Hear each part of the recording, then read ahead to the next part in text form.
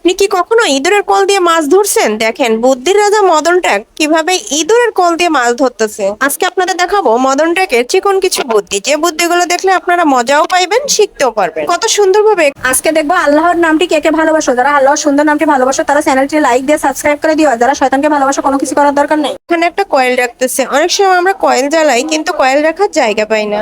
দেখেন উনি কত সুন্দর একটা টেকনিক বের করলো। এই ঢাকনার হাতলটা ভেঙে গেছে, দেখেন কত সুন্দরভাবে একটা বোতল দিয়ে ঢাকনার হাতলটা বানিয়ে নিল। এবার দেখবেন কত সহজভাবে রুটি বানানো যায়। ওনার আইডিয়াটা দেখে কিন্তু রুটিগুলো এরকম ছোট ছোট করে বানিয়ে খায়। তার ঘরে চেয়ার ভেঙে গেছে, এখন চেয়ারটা ফেলে না দিয়ে চেয়ারের উপর দেখেন কত সুন্দর করে বালু চালতো। আর এর কোনো জিনিস সে ফেলে দেয় না। দেখেন প্লাস্টিকের বোতল দিয়ে কত সুন্দর করে ঢাকনা বানিয়ে নিল। যারা গরুর ভুঁড়ি খেতে পছন্দ করেন তারা চাইলে গরুর নাড়ি ভুঁড়ি এভাবে পরিষ্কার করে নিতে পারবেন। কি আইডিয়াটা দারুণ না? এখানে দেখেন পা ফর্সা করার জন্য যা যা করার দরকার উনি তাই করতেছে, যাতে পার্লারে যাওয়া না লাগে। পার্লারের কাজটা উনি বাসায় করে। এখানে দেখেন কারেন্টের সুইচ বোর্ড লাগিয়ে এখানে প্লাগটা লাগিয়ে দিল, যাতে তালা চাবির আর দরকার না হয়। উনি খুব বুদ্ধিমান। উনি হাতের কাছে যা কিছু পায় তাই দিয়ে কাজ চালিয়ে নেয়। প্লাস্টিকের মাথায় চামচ দিয়ে কত সুন্দর করে ঝর্ণার মতো পানি দিতেছে। এখন দেখেন অল্প জায়গার ভিতরে খুব সুন্দর করে বাটিগুলো কিভাবে সাজিয়ে রাখে। বাসার পুরাতন জুতাগুলো কখনো ফেলাই দেয় না। দেখেন কত সুন্দর ভাবে এটা চারা রোপণ করতেছে। গাছগুলো দেখেন কত দেখতে সুন্দর লাগতেছে না?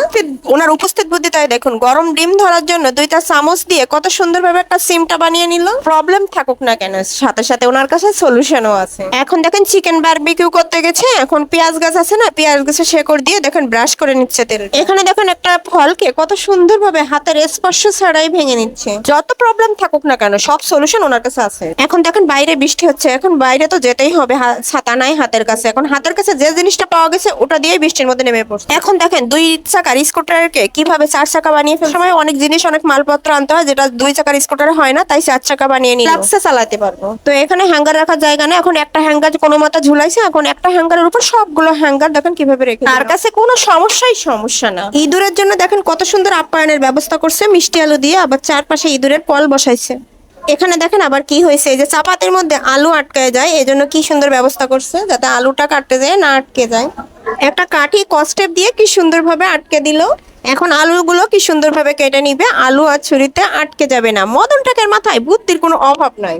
ছাতার সাথে বোতল দিয়ে দেখেন কি সুন্দর একটা হেলমেটের ব্যবস্থা করছে। ছাতা মাথায় দিবে, বৃষ্টির পানি পড়বে না, আবার মুখে কোনো ধুলাবালিও যাবে না। এই অবস্থায় খেতে কাজ করবে। আমরা অনেক সময় বাসা অপ্রয়োজনীয় বোতলগুলো ফেলাই দেই। মদন টাক সেই বোতলগুলো প্রয়োজনীয় কিছু জিনিস তৈরি দিয়ে দেখেন কত সুন্দর মুরগির খাবারের পাত্র তৈরি করছে। শুকনা মরিচ গুঁড়া করার জন্য বোতল দিয়ে দেখেন কত সুন্দর একটা ব্লেন্ডার তৈরি করছে। মদন টাকের মাথায় কত আইডিয়া আছে। দেখেন এখানে আবার একটা বোতল দিয়ে ফল পাড়ার জন্য কত সুন্দর একটা জিনিস তৈরি করছে। এখন যেহেতু ফলের সিজন, এই জিনিস দিয়ে সবাই কিন্তু ফল পাড়তে পারে। রান্না করতে যেয়ে যেন তেলের ছিটা গায়ে না লাগে সেই জন্য দেখেন কত সুন্দর একটা সেফটির ব্যবস্থা করছে। বিষয়গুলো যদি একটু ফানি টাইপের, কিন্তু আসলে জিনিসগুলো কিন্তু খুব প্রয়োজন।